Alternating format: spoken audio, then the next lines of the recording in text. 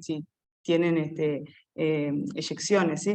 Pero después tenemos lo que tiene que ver con la parte dinámica, ¿sí? Y lo que ha sido la clasificación más estándar, digamos, de lo que es un asteroide y un cometa, ¿sí? Que es a través de, el parámetro de Tisserand, que aparece definido ahí abajo, donde los cometas van a ser objetos que tienen una evolución dinámica que está influenciada por los encuentros con los planetas gigantes, ¿sí? Por lo tanto van a tener un parámetro de Tisserand aproximadamente menor o igual a 3, ¿sí? Y los asteroides van a tener, bueno, mayor o igual a 3, donde no van a haber estos tipos de encuentros, ¿sí? Con los planetas, ¿sí? Bueno, este criterio se usó durante mucho tiempo, ¿sí? Y es una separación bastante grande entre lo que es asteroides y cometas, pero obviamente ese límite de 3 tiene sus inconvenientes, y bueno, vamos a ver que hay muchos objetos que quedan ahí en un lugar intermedio.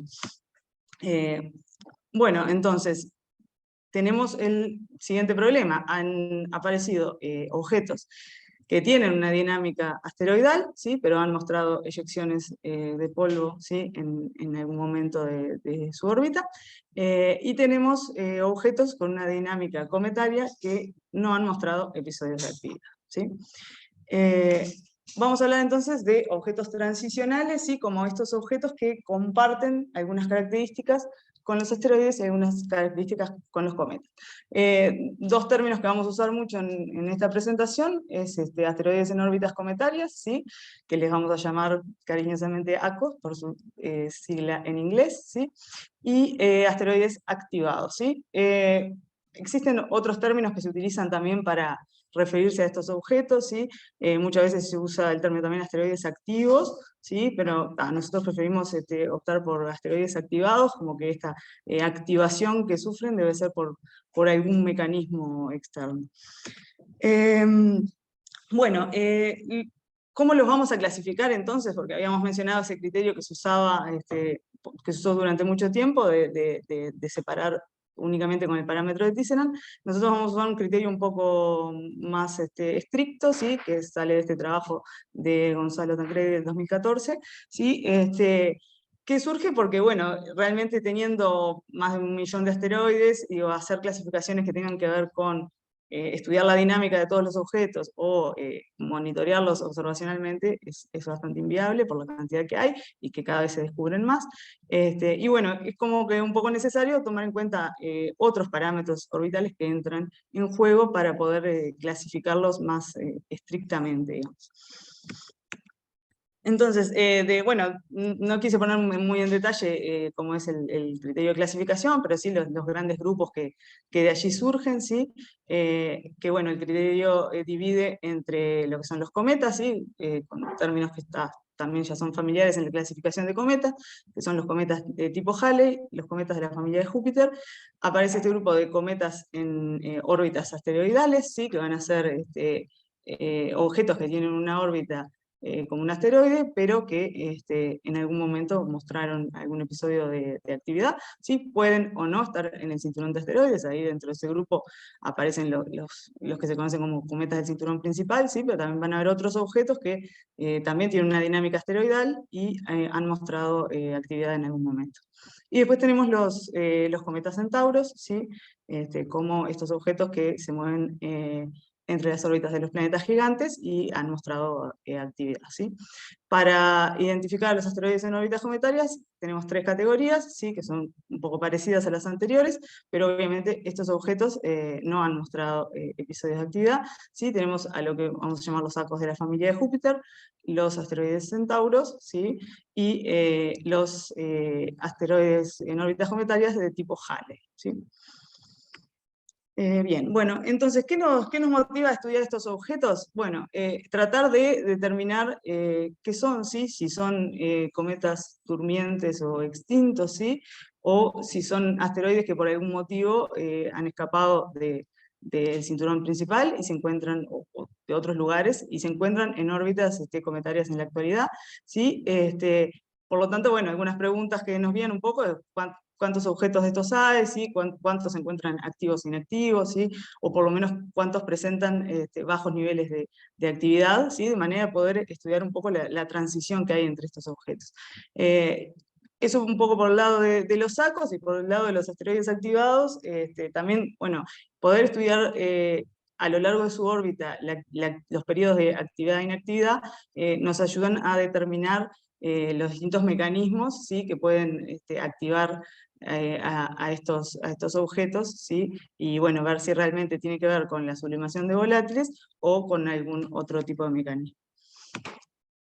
Un poco esto es un trabajo, una continuación de lo que fue mi trabajo de licenciatura, por allá hace mucho tiempo, en los años 2015-2016, realizamos un monitoreo de unos 42 ACOS y 4 asteroides activados, que luego realizamos esa publicación, donde bueno, encontramos actividad solamente en un objeto que ya estaba reportado hacia poquito como cometa también, ¿sí? Que había mostrado actividad, y con respecto a lo que tiene que ver con los asteroides activados, pudimos observar un episodio de reactivación de 288P, y también constatar un abrillantamiento en 238P un poco antes de lo que fue los primeros reportes que había de actividad.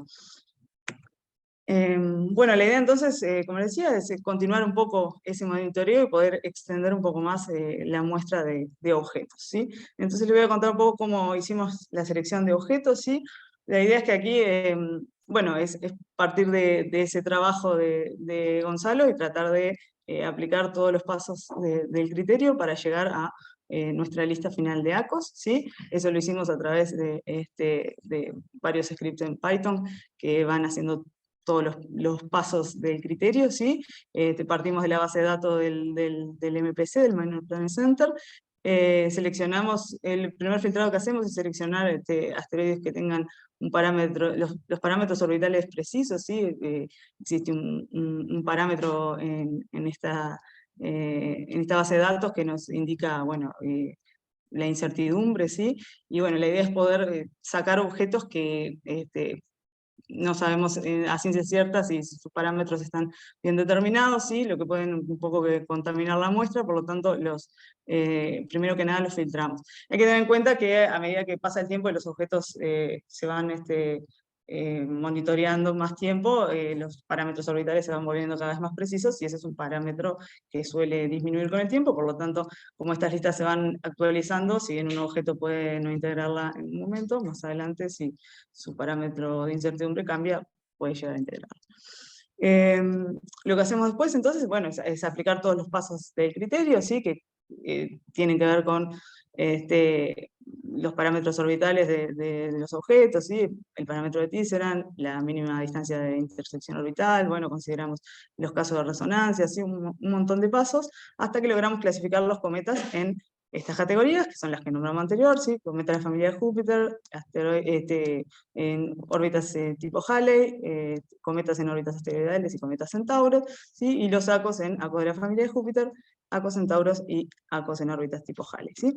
Después de esto se hacen algunas integraciones numéricas como para evaluar si estos objetos efectivamente tuvieron encuentros con los planetas gigantes, porque si no los tuvieron, su dinámica no va a ser una dinámica cometaria, y entonces se van a descartar de la lista. Entonces, en definitiva, lo que tenemos es, bueno, esta cantidad de asteroides de la que partimos, ¿sí? Esto es en la última actualización que se hizo en el año pasado, ¿sí? Más de 1.100.000 asteroides, con órbitas precisas un poco menos de 1 millón. Si lo clasificamos con un criterio puramente de parámetro de Tisserand, ¿sí? Nos quedan más o menos unos 17.000 asteroides con órbitas precisas, ¿sí? Pero vamos a ver que nuestro criterio es bastante más estricto. Nuestros ACOS, ¿sí? Van a ser un total de 705, donde tenemos, bueno, divididos ahí según si son de la familia de Júpiter, en órbitas tipo Halley o ACOS Centauros. Por otra parte, también clasificamos con este criterio los cometas, si bien los que van a ser de nuestro estudio, ¿sí? Son los que aparecen como cometas en órbitas asteroidales, ¿sí? O sea, nuestra muestra total de objetos van a ser los 705 ACOS y los 31 cometas en órbitas asteroidales, ¿sí? Bueno, y después de todo esto, lo que hicimos es desarrollar una página web ahí donde aparecen los datos de todos estos objetos, ¿sí? Y se va actualizando, donde, bueno, tenemos algunos parámetros orbitales, ¿sí? Información sobre los objetos, ¿sí? Como el tipo de ACO, ¿sí? Y bueno, ahí quedó toda la información disponible. Bueno, con respecto a las observaciones, ¿sí? Trabajamos básicamente con 4 tipos de imágenes diferentes, ¿sí? Lo que tiene que ver con imágenes de archivo, trabajamos en colaboración con Javier Licandro del Instituto Astrofísico de Canarias, y trabajamos en colaboración con el Dark Energy Survey, que lo voy a comentar ahora después a continuación. Y bueno, y obtuvimos también imágenes de archivo del BDT. Y con respecto a las nuevas observaciones, fueron con el telescopio Impacton, ¿sí? Que fue el telescopio con el que habíamos trabajado en el trabajo en 2015 y 2016, ¿sí? Que también ahora les voy a contar un poquito. Bueno, empezando con el Impacton, entonces, es un telescopio que está en el Observatorio ASI, en Brasil, ¿sí? Manejado desde el Observatorio Nacional de Río de Janeiro, ¿sí? Allí por Eduardo Rondón, que anda por acá, es ha sido el coordinador de las observaciones las realizaron ellos, los distintos observadores en el OASI, y bueno, después nos enviaban las imágenes para el procesamiento. Eh, Básicamente, bueno, hicimos ahí un plan de observación, para que todos los meses, en la medida que, bueno, el telescopio estuviera operativo y tuvieran la oportunidad de observar algunos de estos objetos, pudieran ir observando algunos objetos por mes, ¿sí? Ahí lo que hacíamos, bueno, es hacer un filtrado de cuáles ACOs estaban visibles en ese momento para el observatorio.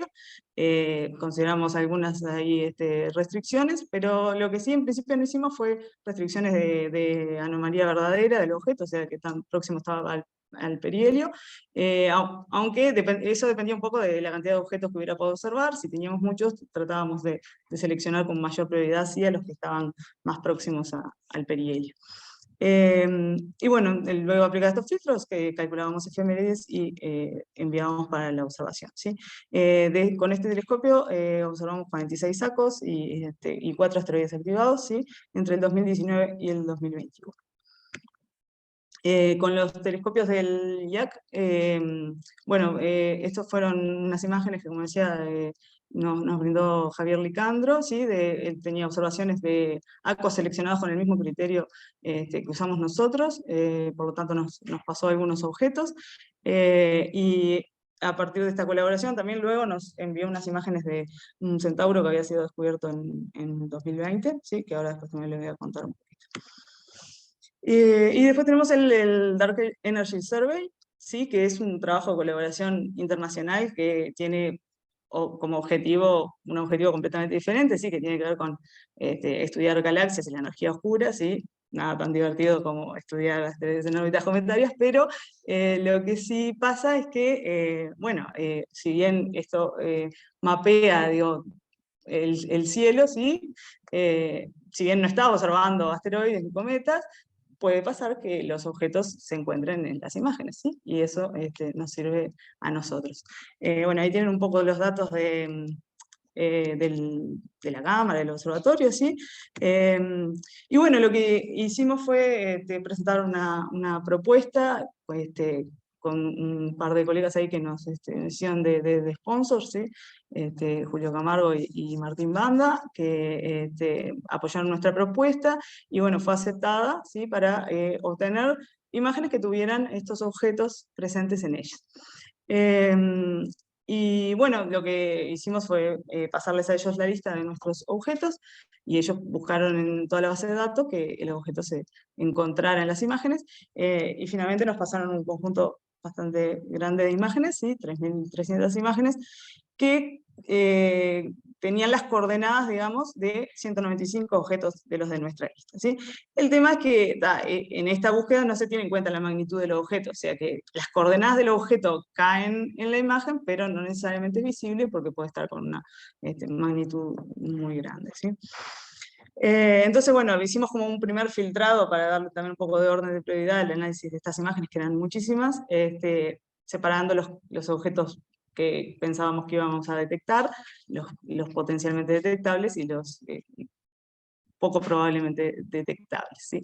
Y bueno, de cualquier manera, igual luego terminamos revisando todas las imágenes para ver si aparecía algún objeto, teniendo en cuenta que bueno, si el objeto estuviera teniendo un episodio de actividad, su magnitud habría disminuido, ¿sí? Recordad que cuando hablamos de abrillantamiento, estamos hablando de que la magnitud disminuye, porque es una escala que funciona al revés, o sea, cuanto más brillante está, más baja es su magnitud.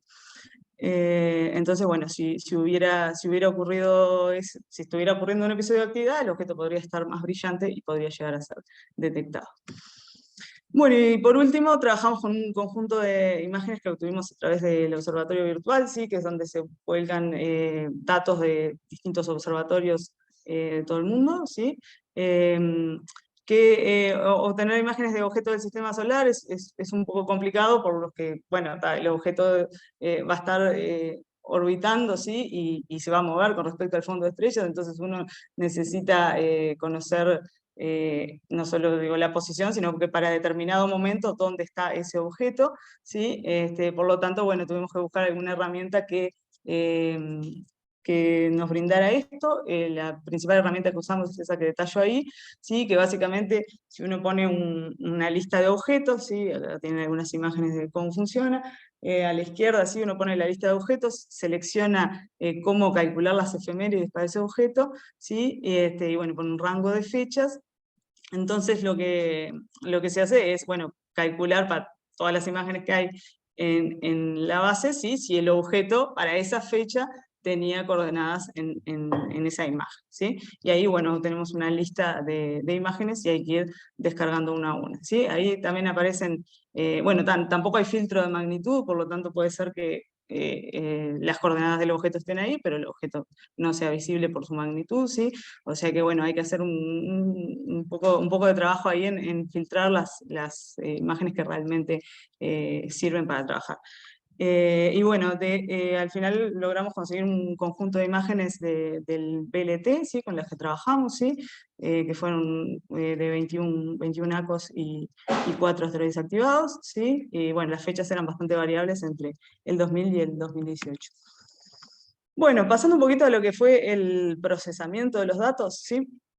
La idea con este trabajo es, bueno, buscar indicadores de actividad para ver si estos objetos efectivamente, en el caso de los sacos, bueno, efectivamente tienen bajos niveles de actividad, ¿sí? Y bueno, en el caso de los asteroides activados, ver en qué parte de su órbita se activan, ¿sí?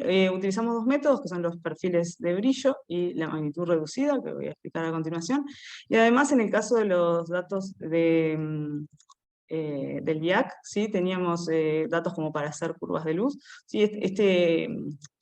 Este método no tiene que ver con detectar actividad en los objetos, pero ya que contábamos con esos datos, nos parecía que estaba bueno hacer una caracterización de esos objetos. Bueno, para tener una idea más o menos de en qué consiste la reducción, ¿sí? Esto es un proceso también bastante largo y complejo que tiene un montón de pasos. Yo traté de resumirlo lo mejor posible, pero bueno, cualquier duda igual después la vamos viendo. La idea es que dependiendo del conjunto de imágenes, algunos pasos se hacen y otros no, ¿sí? Lo que tiene que ver con una reducción básica se hace para los objetos del impactón, ¿sí? Tenemos que hacer calibración por bias, flat, dark, ¿sí? Eliminar rayos cósmicos y algunas otras cosas, ¿sí? Para dejar la imagen pronta para trabajar. Y tanto en las observaciones del Impactorum como las del Instituto de Canarias, lo que hicimos fue, como teníamos secuencias de imágenes, alinearlas y sumarlas, ¿sí? Para mejorar la señal ruido del objeto, que para el resto vamos a ver que no fue necesario. Entonces, luego de esta reducción básica, lo que hacemos es la resolución de placas, ¿sí? Alineación y suma, ¿sí? Para eso utilizamos unas rutinas de Astrometry.net. Y lo que hacemos, bueno, básicamente es para estos conjuntos de imágenes obtener dos imágenes, ¿sí? Una imagen sumada sobre las estrellas, que es la que aparece en la izquierda, ¿sí? La línea de sumada, lo que se ve como un trazo es el objeto, y una imagen sumada sobre el objeto, que es la que aparece en la derecha, ¿sí? Lo que se ven como trazos ahí son las estrellas. Esa va a ser nuestra imagen inicial, digamos, para todo el resto del procesamiento en el caso de estos dos observatorios. Después para todos los objetos, bueno, en este caso partimos de imágenes alineadas, pero para los otros telescopios partimos de imágenes individuales, ¿sí? Lo que hacemos es, si vamos por la parte de arriba, es, bueno, obtener sus coordenadas y magnitudes utilizando el catálogo CAP4. Luego con un conjunto de rutinas que hacemos en MATLAB, bueno, realizamos una selección de estrellas, ¿sí? Que va a depender, varía mucho en las imágenes que tengamos, ¿sí? Cuántas estrellas podemos seleccionar, y bueno, con ellas lo que hacemos es el perfil, digamos, de las estrellas, ¿sí? Que lo que hacemos es ajustar los valores de flujo de la estrella, ¿sí? Desde el centroide, ¿sí? Que es como el centro de brillo de la estrella, ¿sí? Cómo se va moviendo hacia afuera radialmente, ¿sí? Ahora voy a mostrar unas gráficas donde se ve un poco más claro. Y bueno, por otro lado, lo que hacemos es trabajar con la imagen del objeto, ¿sí? Obtenemos las coordenadas del objeto en la imagen para poder automáticamente extraerlo, ¿sí? Y también vamos a realizar el mismo ajuste, ¿sí? Con una función Moffat, que, bueno, la función Moffat es la función que mejor ajusta a los perfiles estelares y que, bueno, en el caso de un asteroide que no esté mostrando actividad, su función Moffat debería ser igual al perfil estelar, ¿sí? Si está presentando actividad, debería haber una desviación y eso es lo que nosotros vamos a tratar de buscar. Lo que vamos a hacer es graficarlas entonces superpuestas, este conjunto de estrellas, con el perfil del objeto, ¿sí? Eso puede verse en estos gráficos, por ejemplo, ahí elegí dos gráficos con un poco más y menos de dispersión. Después igual vamos en los que tienen, en este caso, los objetos calzan perfecto con el perfil de las estrellas, o sea que no son casos de actividad, ¿sí? Pero básicamente lo que aparecen ahí son los valores de flujo de las del conjunto de estrellas, el ajuste Moffat de las estrellas, los valores de flujo del objeto y el ajuste Moffat del objeto, ¿sí? Bien, después vamos a ver igual algunos otros ejemplos. Y bueno, después otro procedimiento que tuvimos que hacer fue que en algunos datos del observatorio virtual y del DES, lo que pasaba era que tenían algunos tiempos de exposición largos que generaban que el objeto apareciera como una traza en la imagen, ¿sí? No aparecía redondito como en los otros casos. Por lo tanto, bueno, lo que teníamos que hacer era un procedimiento diferente para obtener su perfil, ya que no va a ser un perfil radial. Lo que hacíamos primero era generar una rotación, ¿sí? Calculando la posición, ¿sí? O sea, el desplazamiento del objeto en sus coordenadas, lo rotábamos y después lo que hacemos es, bueno, calcular el flujo por filas, ¿sí? Y a partir de eso calcular el centroide, ¿sí? Que va a ser un poco diferente a lo que hacíamos en los otros casos, ¿sí? No sé si se ve mucho ahí porque el color verdecito está un poquito claro, ¿sí? Pero ahí aparecen los valores verdes, que es el objeto, ¿sí? El caso de la izquierda es los valores del objeto están sobre el perfil estelar. En el caso de la derecha es uno de los objetos que seleccionamos como que tiene una desviación respecto al perfil, ¿sí? Ese que está ahí es el único caso de los que eran trazas que se desviaron del perfil estelar. Bueno, y después hablando un poco de lo que es el método de la magnitud reducida, ¿sí? Primero que nada, introducir esa definición, ¿sí? Que también a veces o sea, se usa indistintamente un poco con lo que es la magnitud absoluta en el sistema solar, ¿sí? Que es la magnitud que tendría un objeto con distancia heliocéntrica y geocéntrica igual a 1 y ángulo de fase igual a 0, o sea, están todos alineados, lo cual es una configuración geométricamente imposible porque tendríamos que estar, no sé, adentro del Sol y todo eso, una unidad astronómica. Pero bueno, es una definición que se utiliza para calcular esta magnitud, ¿sí? Y con las diferentes medidas de la magnitud reducida que se van haciendo, es que uno obtiene un valor de magnitud absoluta, ¿sí? Por eso hablamos de magnitud reducida y no de magnitud absoluta. Entonces, bueno, estudiar cómo se comporta la magnitud reducida a lo largo de la órbita, ¿sí? Lo que nos puede permitir es ver grandes cambios en el brillo que haya sufrido el objeto, ¿sí? Pero para esto uno tiene que monitorear el objeto en toda su órbita y tener muchos datos, lo cual para un observador único es inviable, mucho menos para muchos objetos, ¿sí?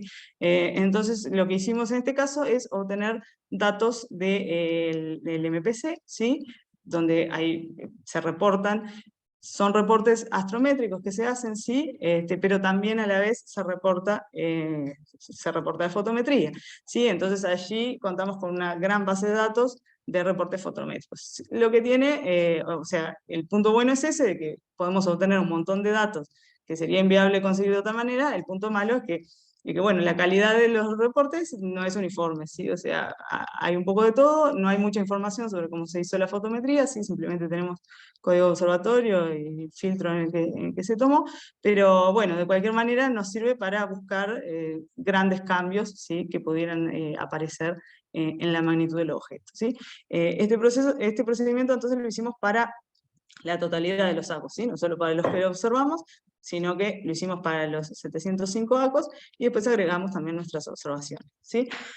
Bueno, básicamente entonces lo que hacemos acá es bajar una base de datos gigantesca donde figura una línea por cada observación que se reporta, ¿sí?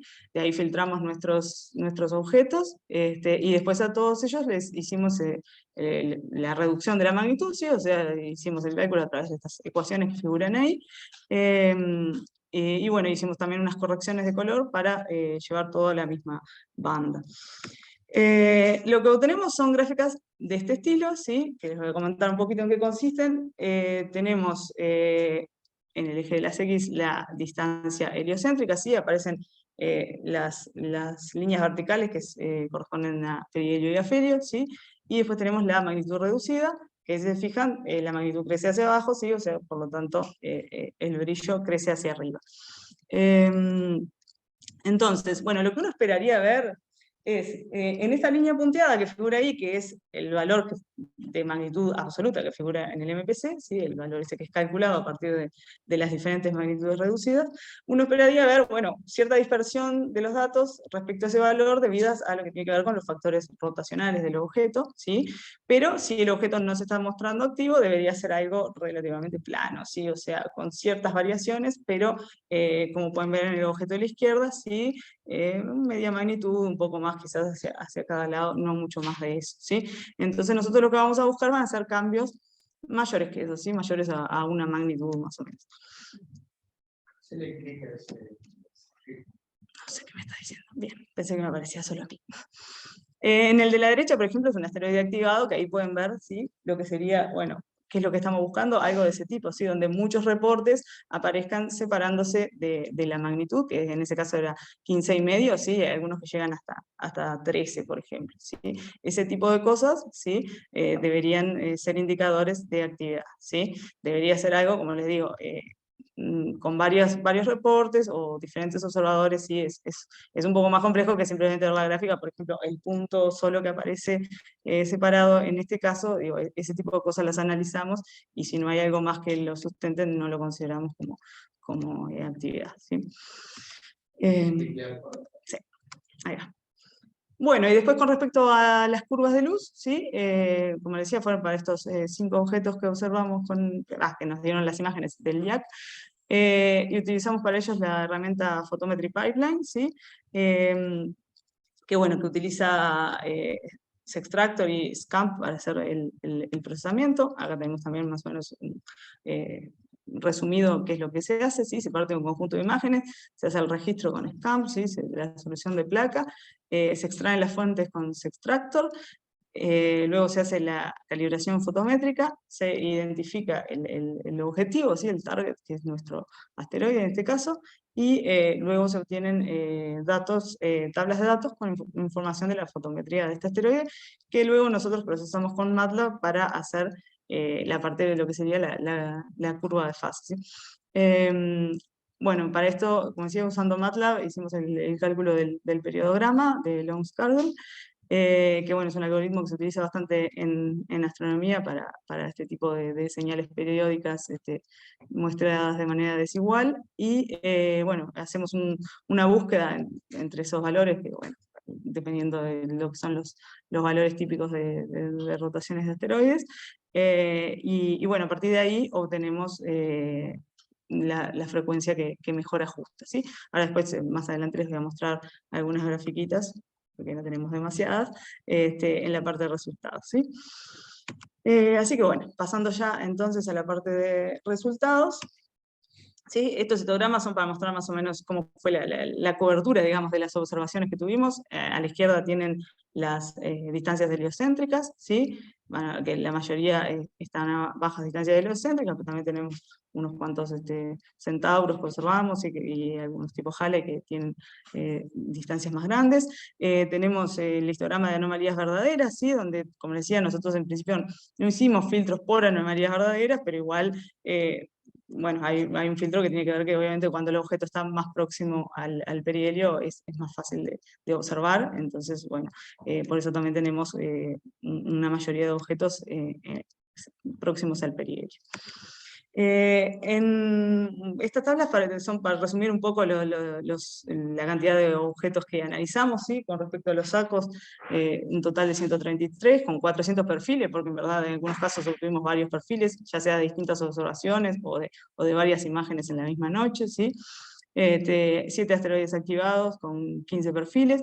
Sí, ahí nosotros hicimos una definición de lo que consideramos calidad, que tiene que ver un poco con la dispersión de los valores del flujo del objeto, ¿sí? Los dividimos en calidad alta, media y baja, como para tener una idea más o menos bueno, de las diferentes calidades que vamos a estar manejando, ¿sí? De cualquier manera, en todos los casos, digo, se logró un perfil bien definido, hubo otros casos donde las dispersiones eran tan grandes que no se lograba esto y esos casos no fueron considerados. ¿Sí? Después tenemos 8 objetos que aparecían como una traza que fueron utilizados con esa otra metodología que les comenté antes.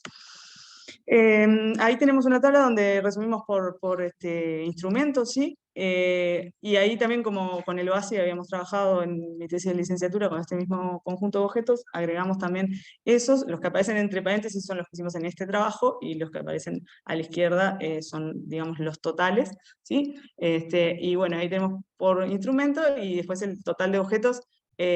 Obviamente los totales no suman porque puede haber objetos que fueron observados con más de un instrumento, ¿sí? Entonces estamos totalizando entre los dos trabajos 160 ACOs y 10 asteroides activados, ¿sí? Abajo tiene una tabla donde separamos por tipo de ACO, ¿sí?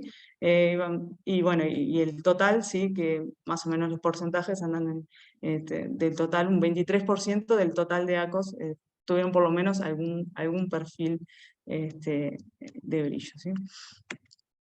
Bueno, para mostrar algunos resultados de lo que fueron nuestros objetos interesantes, ¿sí? Tenemos ahí algunos perfiles que aparecen ensanchados, ¿sí?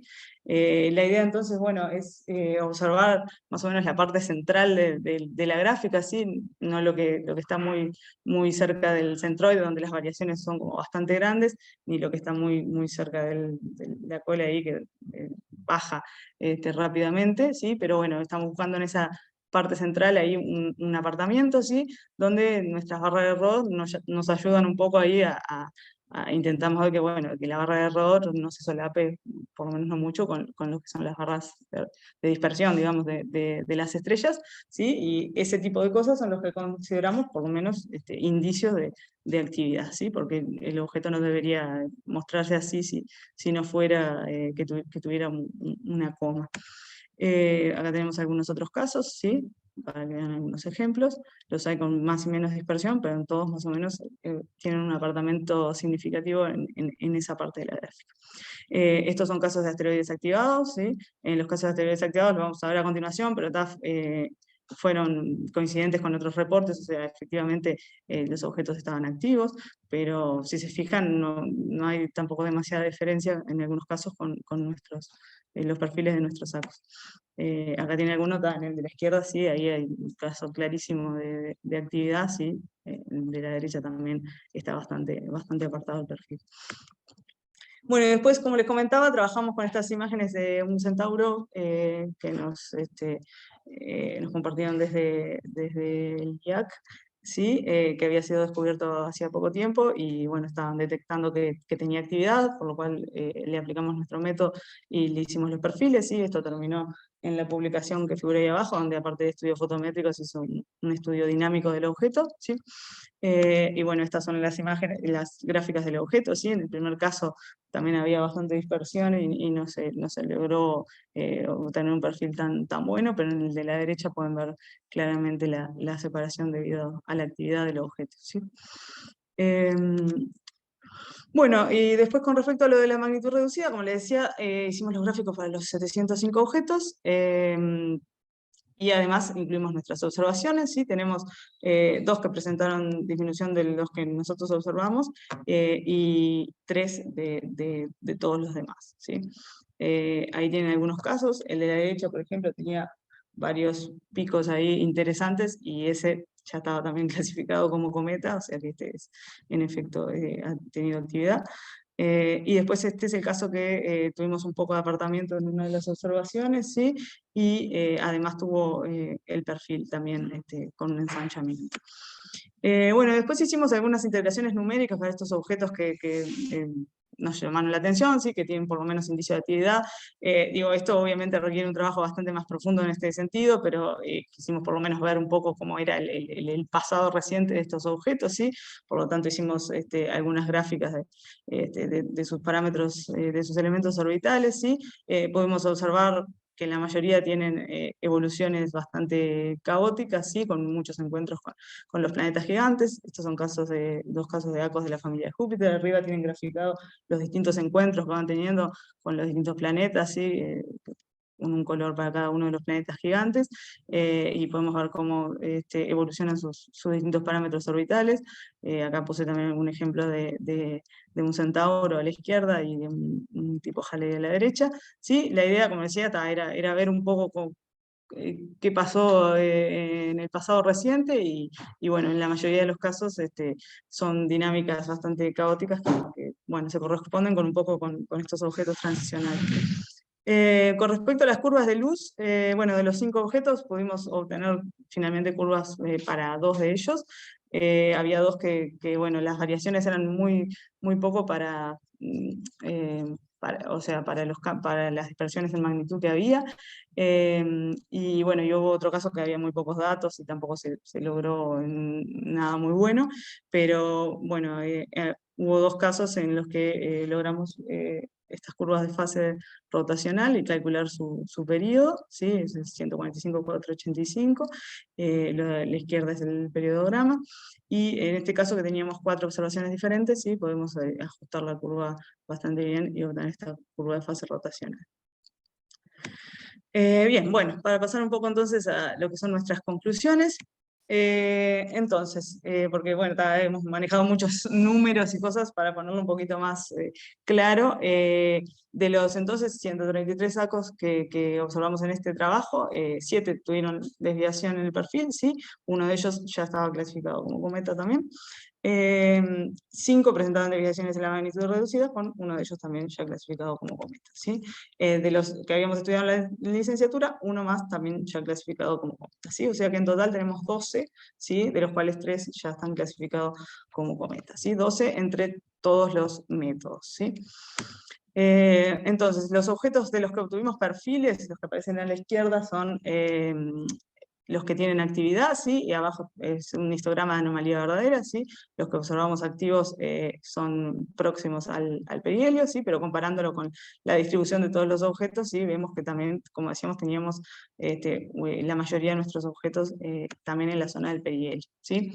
Entonces, bueno, ¿qué podemos concluir de esto? Es que en verdad encontramos muy pocos con cierta actividad, o por lo menos con indicio de actividad, ¿sí? Un porcentaje muy bajo para quizás lo que esperábamos. Por lo tanto, lo que podemos hacer es descartar que haya una transición lenta entre lo que son los objetos activos y completamente inertes, ¿sí? Por lo tanto, bueno, tenemos 2 posibilidades, ¿sí? Que sean, que la población sean cometas totalmente inertes, o que sean cinturones escapados perdón, asteroides escapados del cinturón principal. Bueno, respecto a esto, entonces, manejamos esas 2 hipótesis, ¿sí?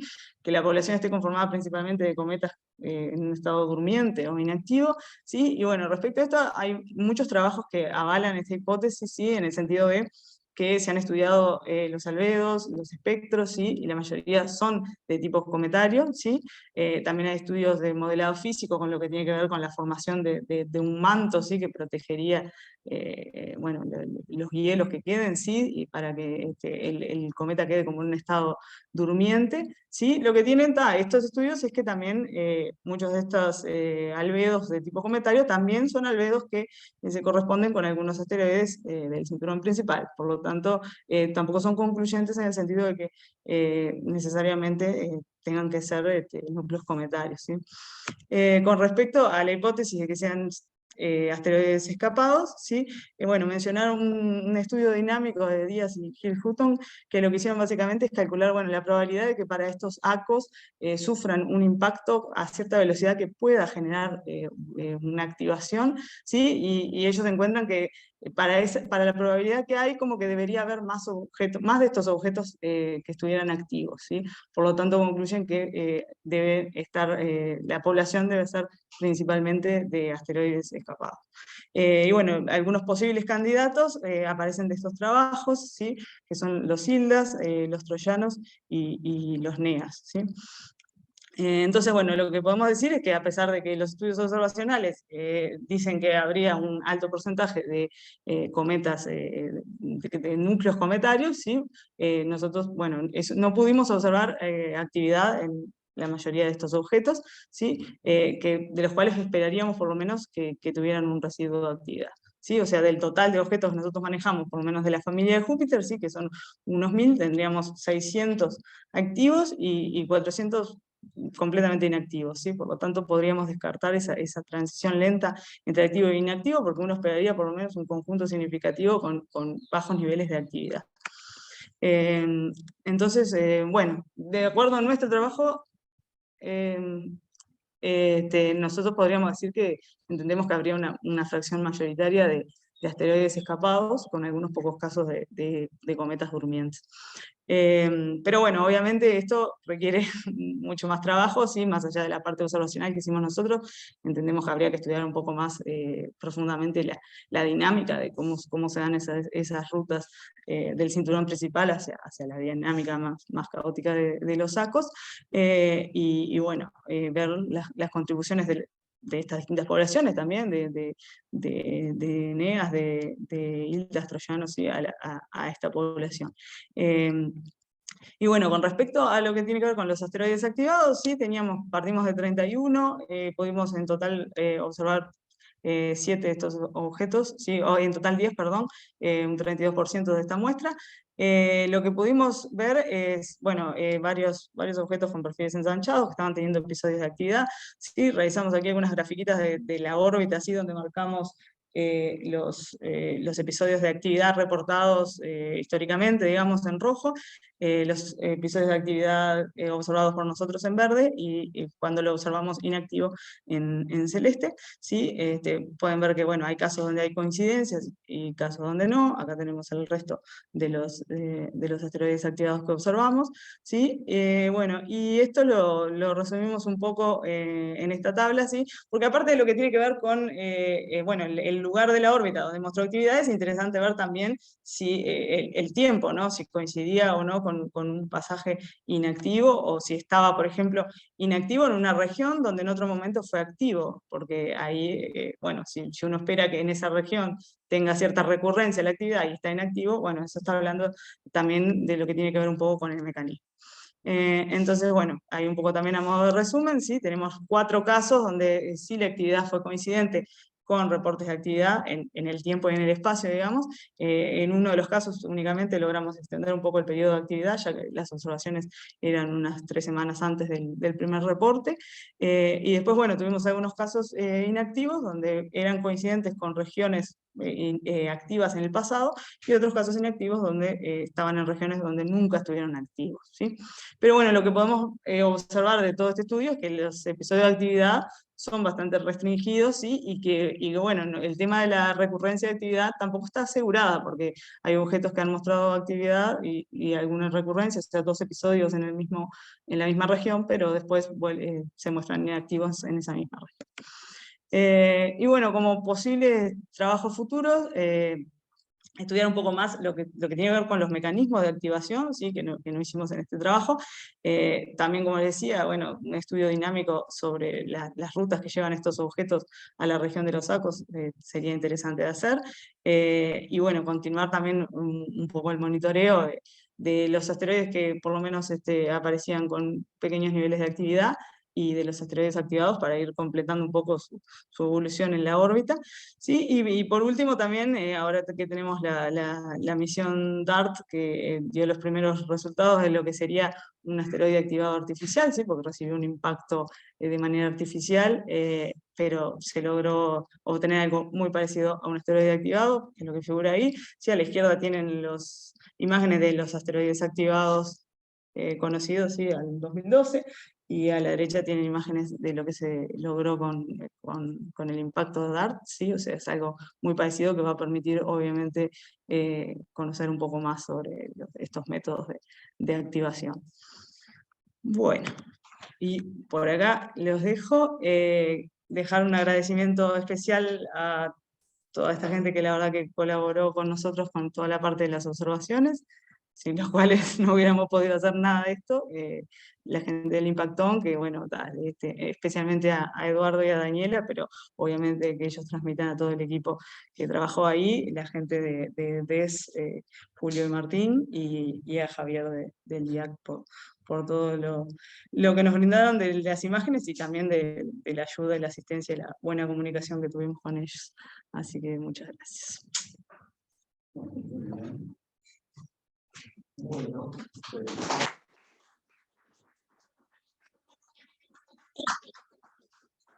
bien, bueno, se mantuvo 40, 45 Sale minutos. rapidísimo. Sí. Cuando me quite 40 fue como... Bien, ahora daríamos paso primero a las preguntas de los miembros del tribunal. ¿Podemos empezar por el presidente? Yo diría que si soy el presidente, capaz que le cedo la palabra a los miembros. Bien. No sé Entonces, si- capaz que podemos empezar por Romina. Sí, yo diría empezar por el más distante geográficamente y después ir acercándonos temáticamente Bueno. al... Bien, entonces damos paso a Romina primero. De La Plata. No sé si estás en La Plata. Desde el obelisco. Hola. No te vemos con la camiseta argentina, pero bueno. No, está lavada, viste, ya. No. Y sí. Bueno, creo, no escuché bien, creo que me dieron la palabra. Sí.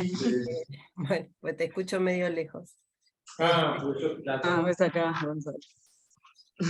sí, Bueno, te damos la palabra a vos como miembro más distante. bueno.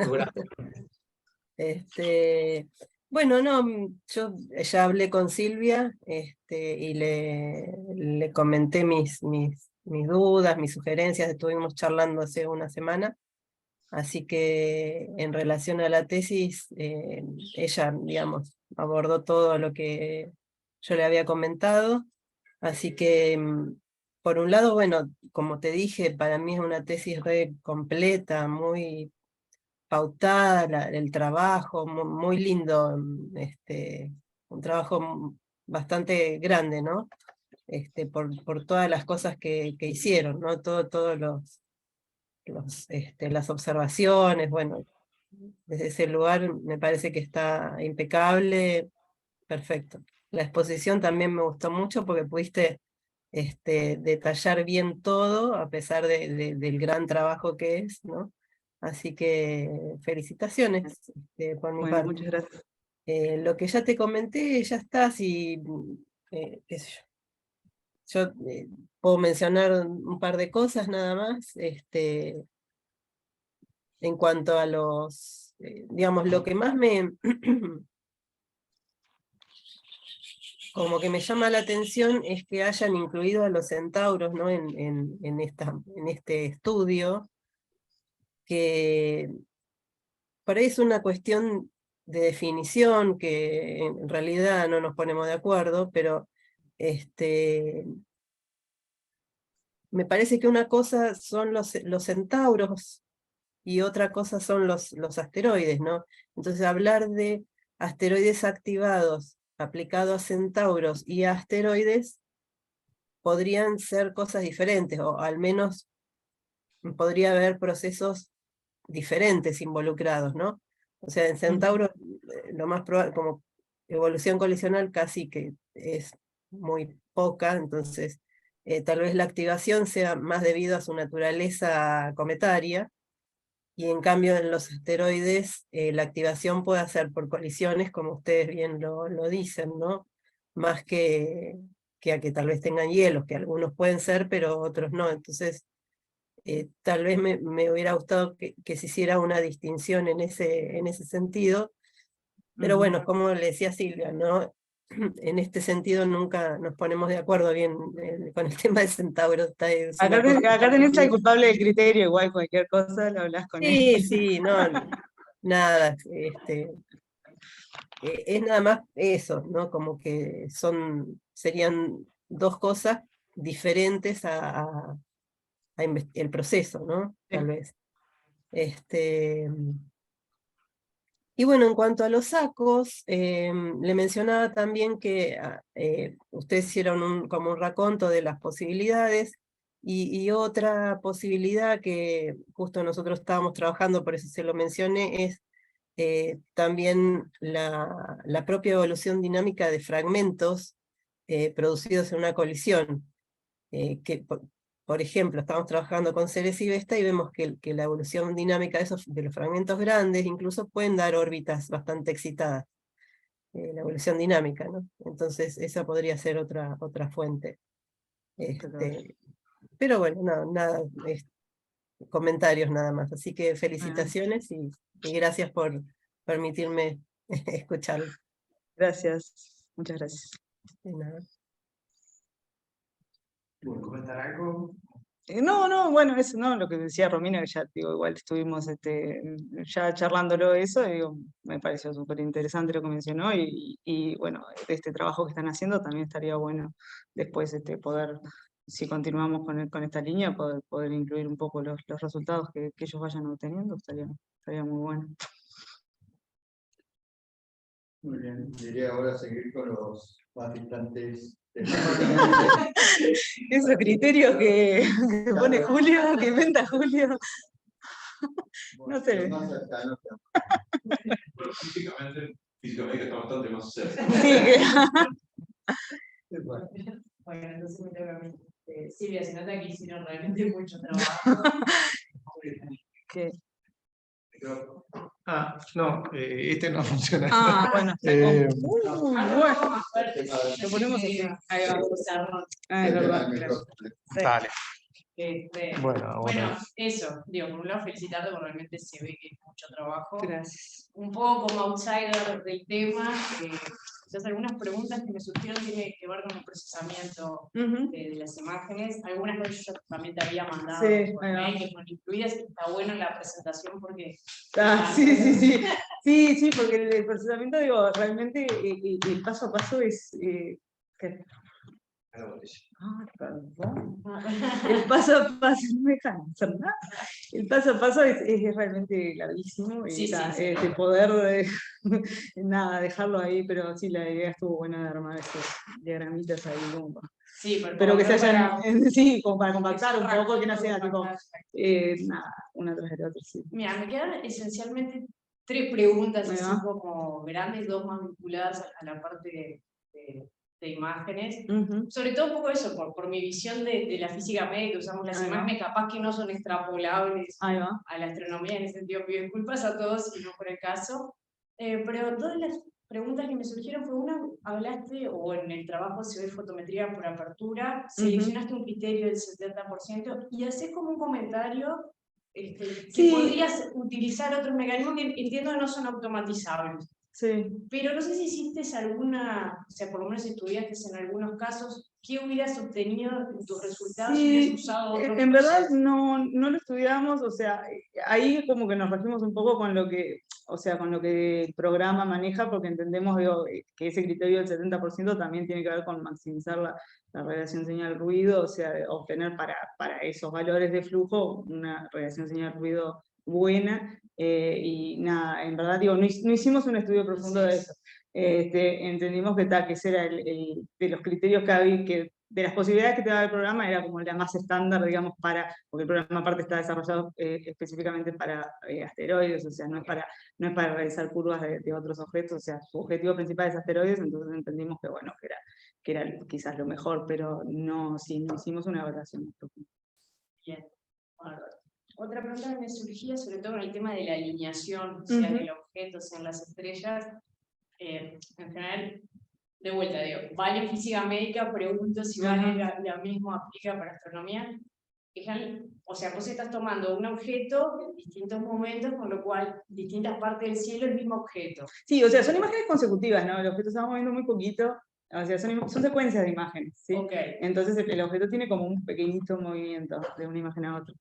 Mi pregunta es, si ese pequeño movimiento, porque en general los PCF de los detectores no necesariamente ni son isótropas ni son estacionarias, entonces quizás en algún sentido, porque vos mostraste, por ejemplo, el perfil de brillo que tienen lo que llamaron mala calidad o calidad intermedia, entonces me pregunto si en algún sentido un ajuste o una mejora, una deconvolución con la PCF del detector, como para tratar de sacar o de disminuir o mejorar la calidad de los perfiles, podría ayudar o no. Sobre todo por esto de la alineación, porque estás alineando cosas que tienen distintas PCF. Sí, el tema que da al alinearlos y sumarlos, digo, la relación señal-ruido mejora muchísimo y eso es lo que te mejora la calidad, en verdad, o sea, con respecto a una imagen individual. Pero capaz que voy a una pregunta para mostrar la diferencia entre lo que hace Carolina y lo que hacemos nosotros. La PCF que nosotros, pregunta básica de técnicas astronómicas, por favor. La PCF que nosotros medimos, ¿a qué se debe esencialmente? ¿A qué se debe? O sea, ¿quién es la el detector? O sea, que no. Ella trabaja en un laboratorio, Sí. Nosotros trabajamos con un telescopio. Sí. En la superficie de la Tierra. Sí. ¿A qué se debe? O sea, bueno, la atmósfera, sí. Perdón, no, sí, claro. La entonces, en lo nuestro, digamos,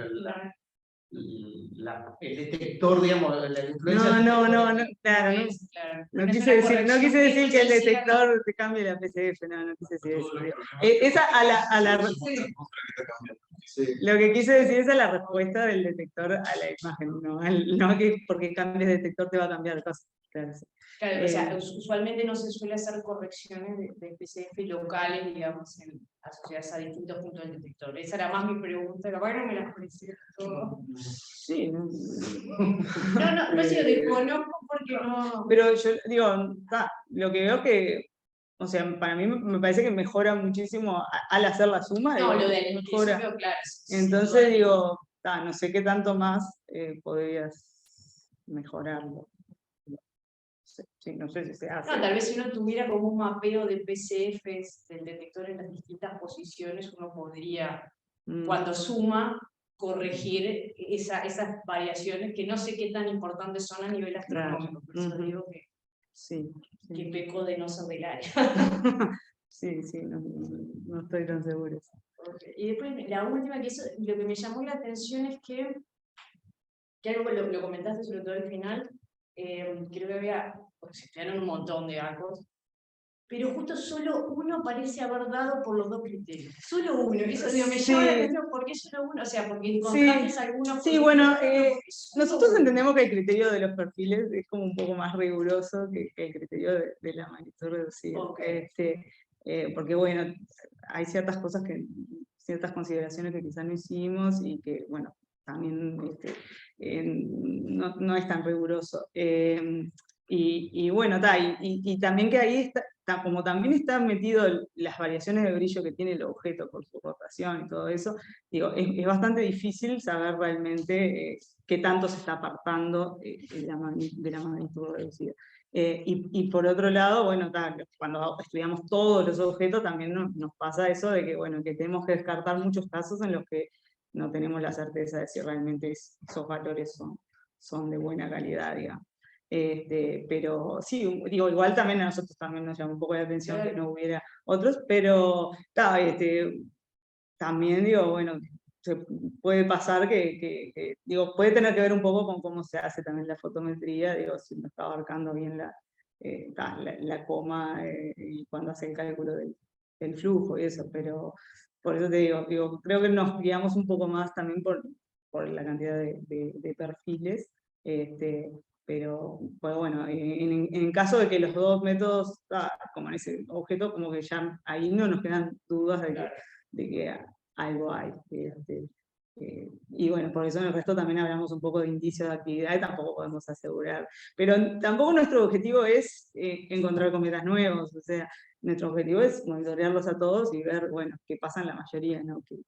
Y bueno, en ese sentido hay muchos más objetos que no tienen ni siquiera indicio de actividad y ese es tipo, nuestro principal resultado, más allá de los casos puntuales donde sí obtuvimos bajo nivel de actividad, ¿no?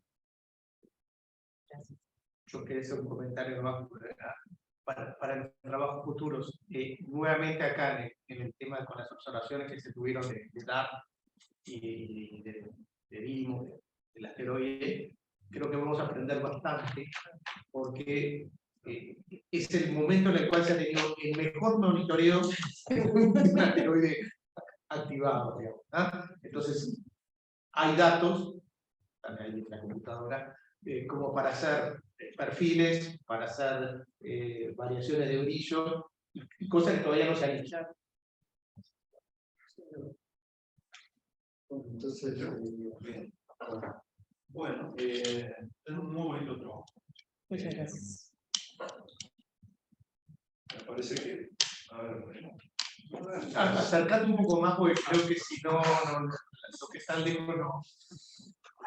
brevemente, opino que es un muy bonito trabajo, es un montón de trabajo. Y la verdad es que me aclaraste ahora durante la presentación varias cosas que en el libro no habían quedado. Bien, bien. Una crítica constructiva es que yo creo que el libro podría haber sido bastante más breve. Más Y breve. hubiera aumentado la señal de ruido de lo que científicamente quiere decir. Eso creo que es algo que te sugiero considerar, ¿no? Para un futuro trabajo, ¿no?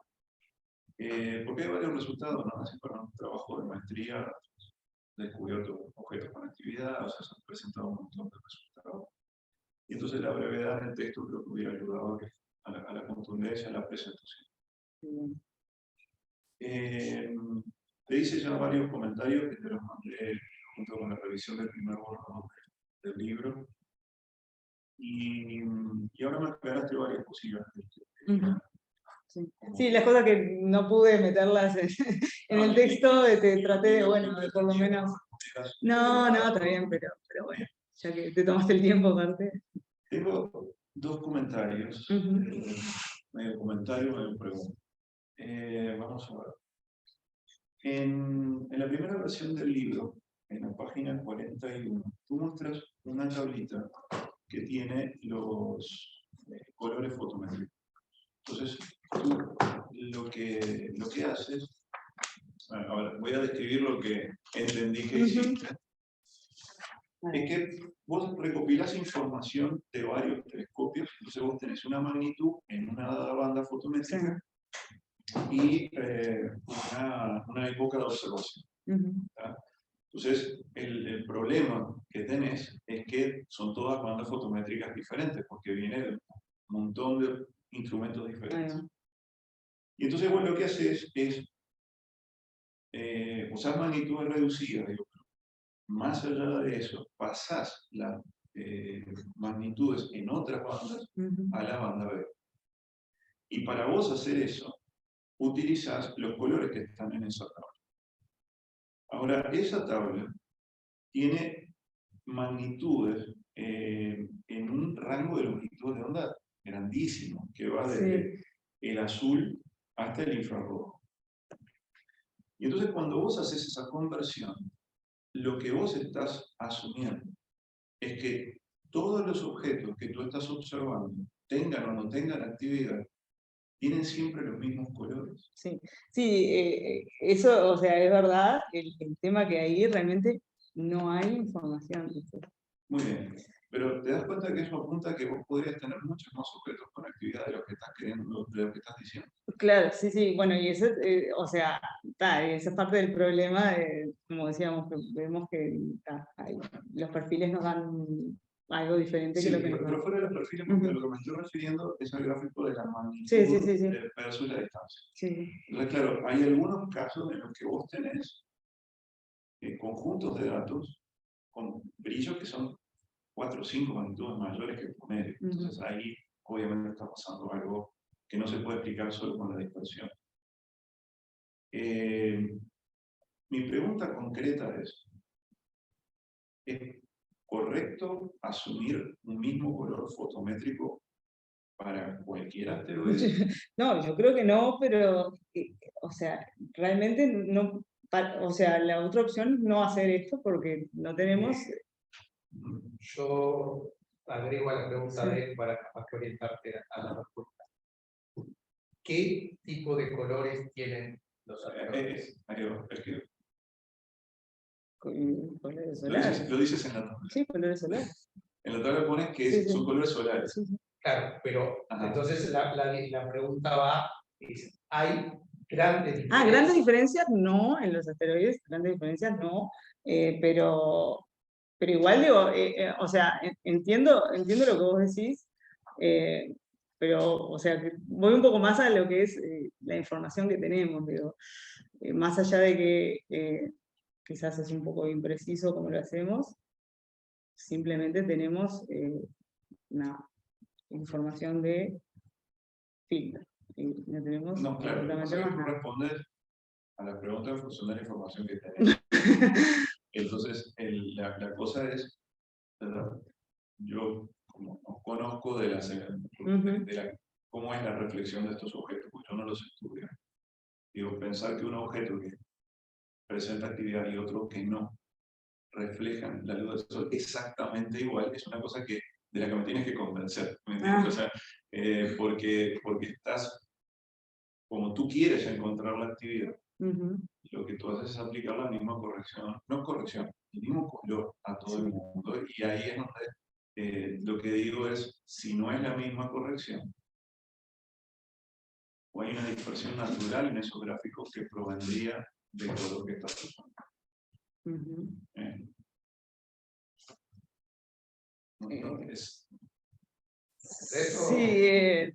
Sí, tal, yo entiendo que, bueno, que no va a haber tanta diferencia porque van a ser colores solares, pero no sé cómo convencer.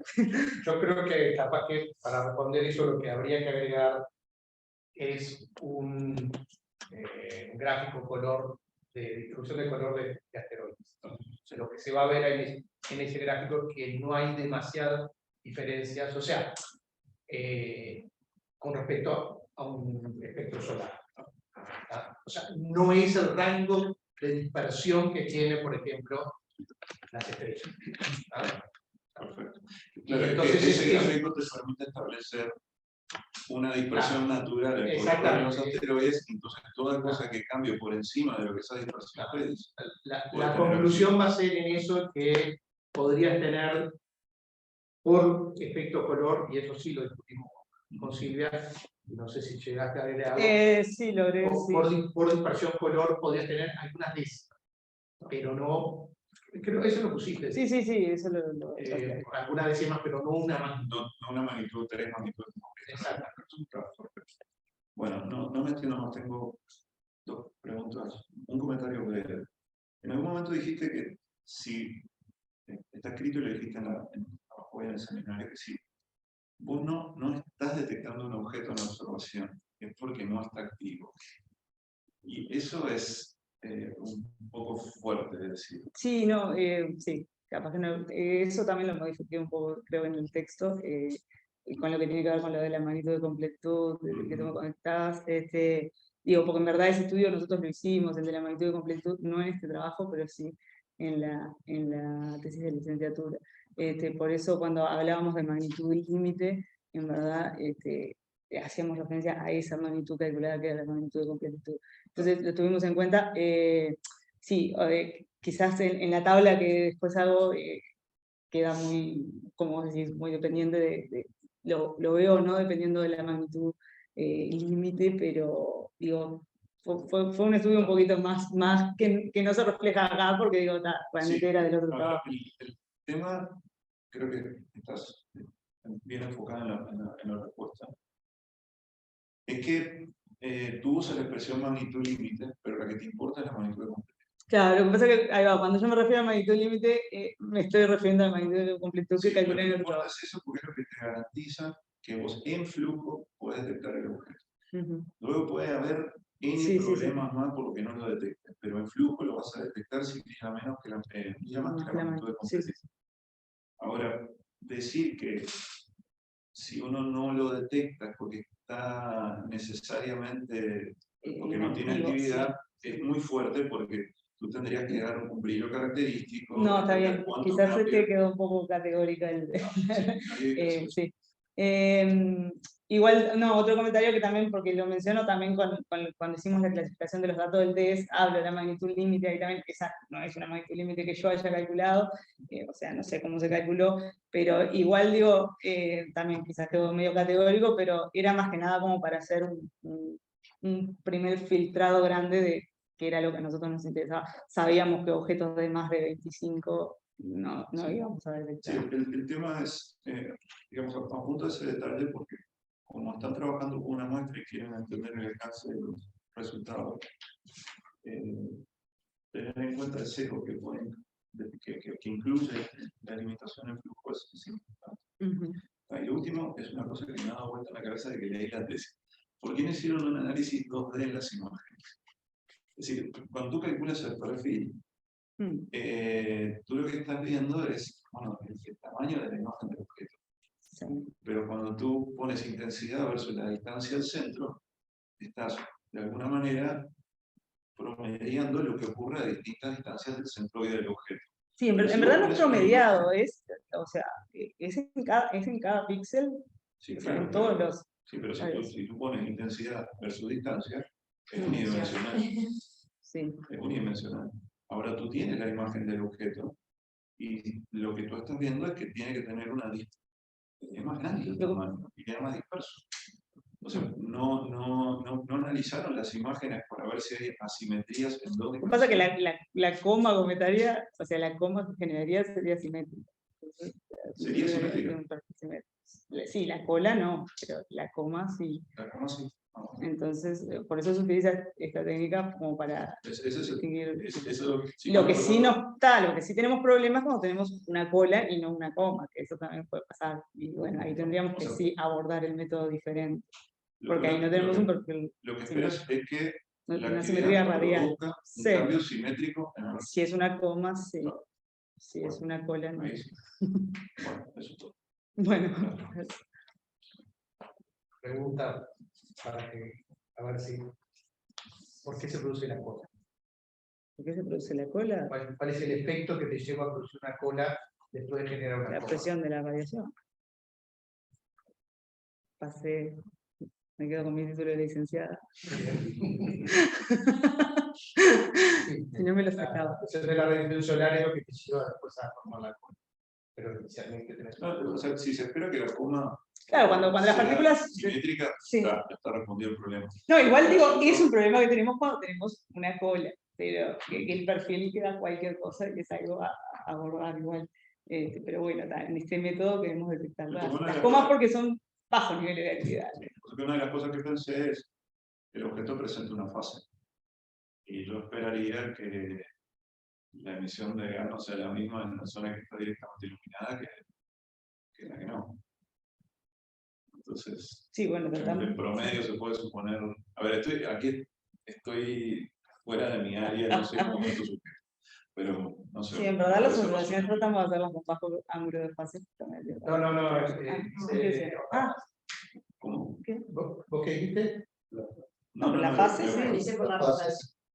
Yo creo que sí que hablar del ángulo de fase. Del ángulo de fase. Sí, por eso intentamos, son el ángulo de fase muy pequeños, justamente para evitar esos efectos. Pero además tenés otro efecto que es la rotación.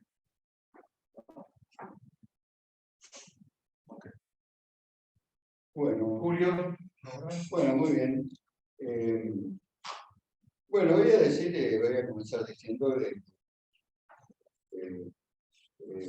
es un trabajo esencialmente observacional y tiene mucho material, bueno, obtenido además en instrumentos de gran calidad. Así que diría de que reúne un volumen de resultados que justifica plenamente una tesis. Vamos a empezar por ahí. Bueno, no se ha dicho acá, pero me parece que también es importante señalar que hay todo, ya tenés una trayectoria detrás porque hay bueno, participaste en un trabajo que era justamente de Centauro que encontraron que estaba activado como coautora, y además tenés otro trabajo ahora más reciente donde son la primera autora. Digo, es una cosa que también conviene señalarla porque tampoco es tan común en el Instituto de Conocimiento de Maestría ya tenga, digamos, esas publicaciones detrás, ¿no? Esperemos que salga una de estas. Bueno, creo que además la presentación está un poco reafirmada, digamos, todos los resultados que han. Así que desde ese punto de vista, del material analizado, la cantidad de resultados obtenidos, la cantidad de imágenes de distintos observatorios que se analizaron, me parece que ya la defensa de la tesis se justifica con creces. Creo que no hay ningún problema. Tal vez uno, digamos, ahora dejando de lado lo que ha sido la tesis, pensando un poco en el futuro, decir, bueno, ¿qué más, no? Tú al final de la presentación creo que te explayaste un poco mejor que en la propia tesis escrita. Puede ser, sí. Fue muy acotada y me parece que era lo que sí, después igual tuvo alguna modificación, pero sí. ¿Qué más viene después de esto? Que bueno, ahora un poco explicaste alguna línea de estructura. Porque claro, cuando uno ve la tesis, uno dice, se observó muchos objetos, se obtuvieron unos resultados en cuanto a que algunos se encontró actividad, la mayoría no. Bueno, pero ¿qué podemos sacar de ahí de valor científico, no? O sea, cuanto ese análisis, creo que Romina iba bien en la dirección correcta cuando planteaba, por ejemplo, por qué se metieron también centauros.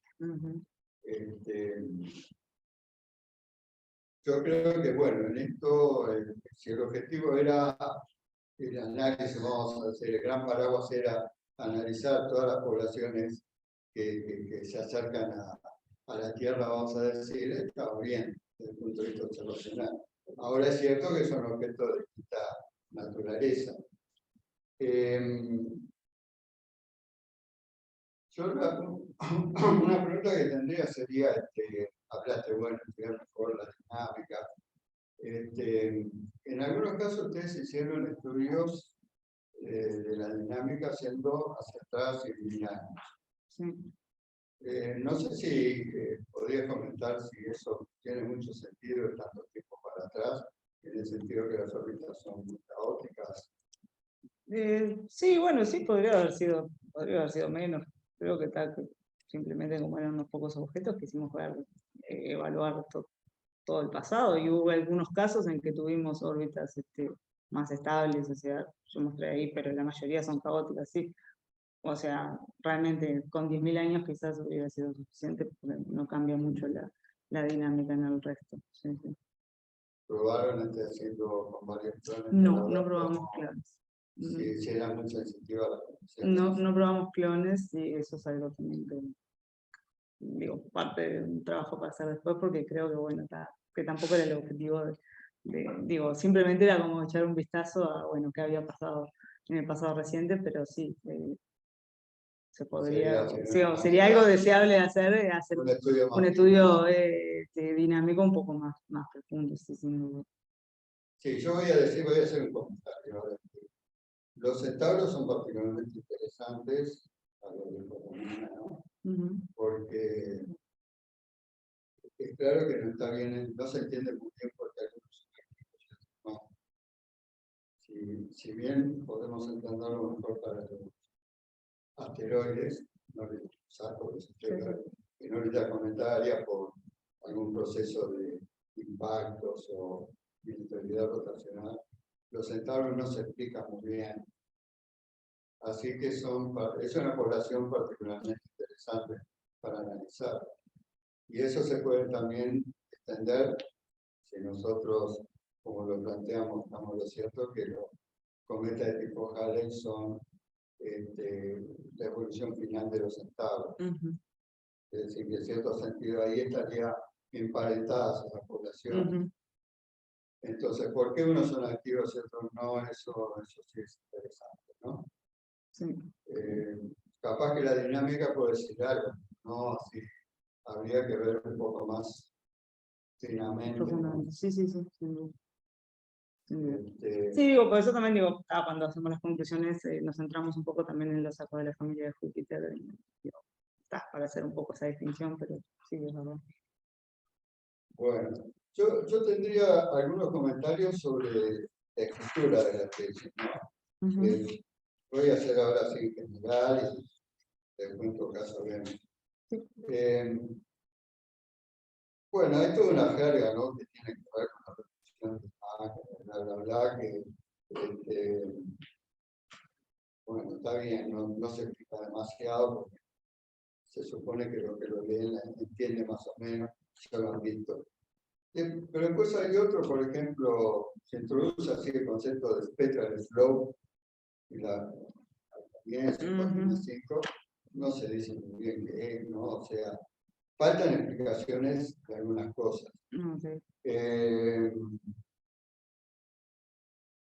Por ejemplo, sí, quizás ahí, sí, sé a lo que te referís, digo, cuando comenté los trabajos, no quise extenderme demasiado y quizás sí, cometí esos errores de no aclarar algunos términos. Bueno, un poco. Quizá hubiera faltado también, creo que eso cuando vi la versión preliminar, pero una introducción más general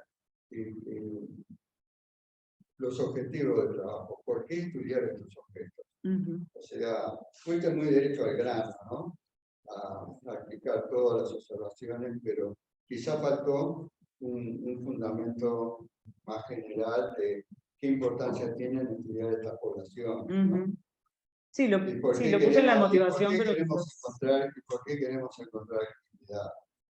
Eso faltó, ¿no? Otra cosa que yo lo tuve que leer bien porque, claro, lo miraba así y no entendía, es cuando en las curvas de magnitudes que vienen al final, si uno lo lee con cuidado, se puede entender de que esas magnitudes son recopilación de muchas fuentes. Pero en las gráficas no está muy explicado eso, ¿no? Entonces uno puede quedar la sensación de que son de uno o que... ¿Te refieres a los datos del MPC? Sí, las figuras 614, por ejemplo.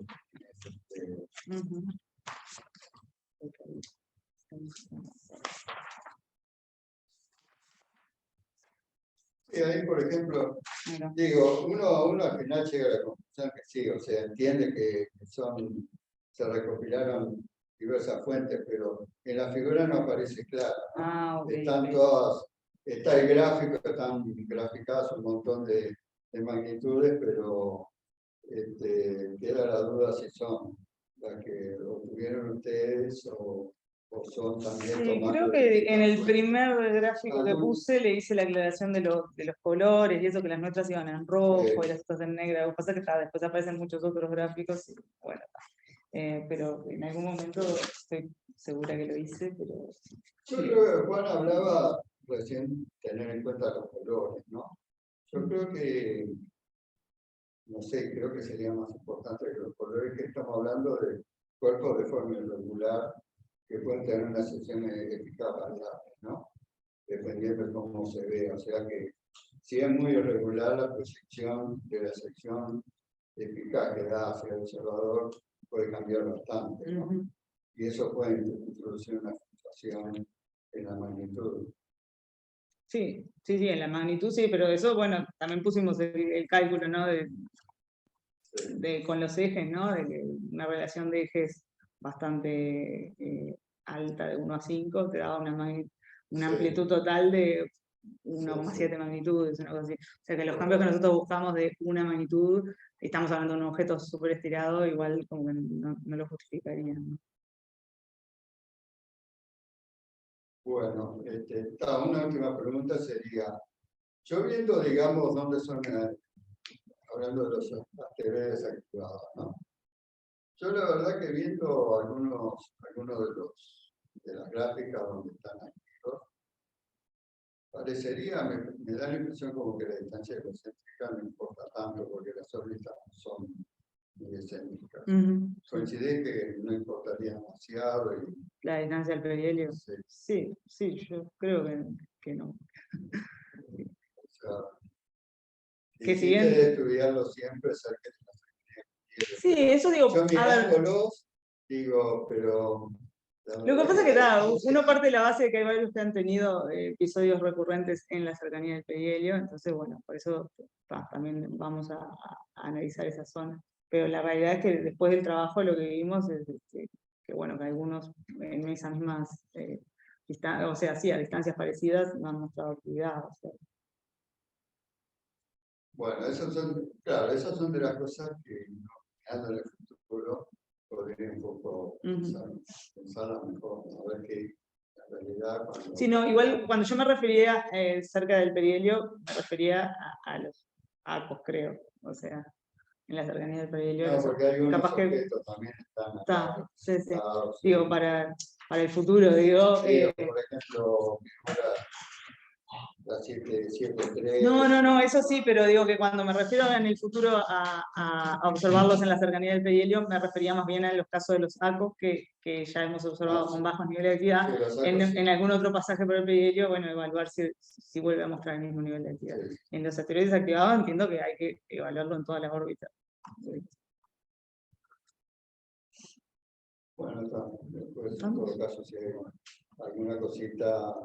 Me pasas. Sí. Bueno, para mí estaría bien. Yo, para terminar, quería hacer un comentario en función de lo que planteaba Romina, o lo que planteaste vos.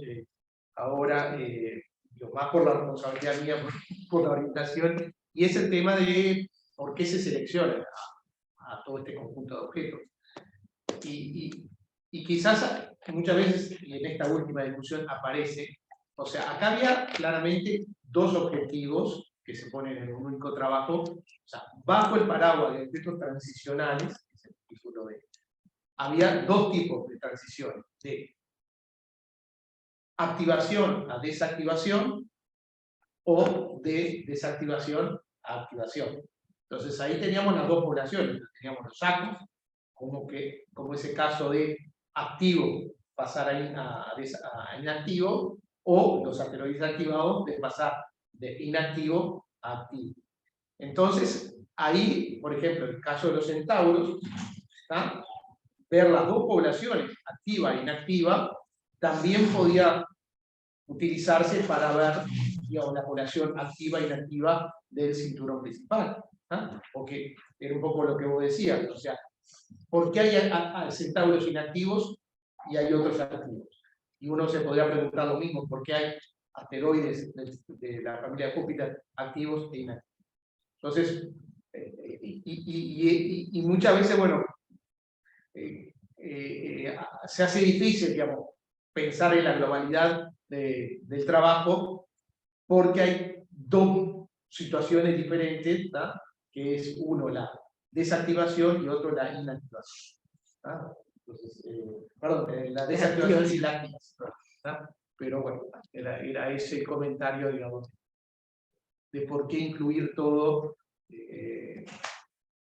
Quizás esto, bueno, en un trabajo a publicar habría que separar lo que es asteroides en órbitas cometarias de algún análisis que podamos hacer de asteroides activos.